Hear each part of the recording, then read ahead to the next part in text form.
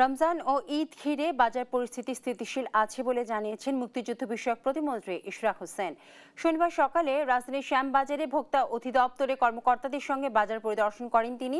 ন্যায্য মূল্যে বেচা কেনার আহ্বান জানিয়ে ইশরাক বলেন, ঈদ ঘিরে কেউ যেন অবৈধ মজুত করতে না পারে সেই বিষয়ে প্রশাসনের মনিটরিং অব্যাহত থাকবে। এছাড়া ঈদের আগেই গ্যাস সংকট নিরসনে কার্যকর পদক্ষেপ নেওয়া হচ্ছে বলেও জানান তিনি।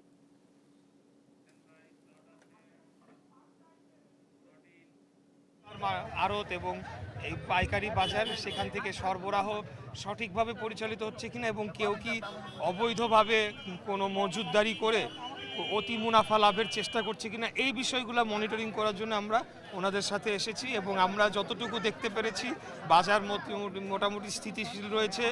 আদা রসুন সহ অন্যান্য মশলার এখানে ওনারা যারা আমাদের সাথে এসেছেন তারা এখানে চেক করে দেখেছেন এবং বিভিন্ন আমরা যারা দোকানে আমরা প্রবেশ করেছি তাদের সাথে কথা বলেছি, তারাও বলছে মার্কেট মোটামুটি স্থিতিশীল রয়েছে। এই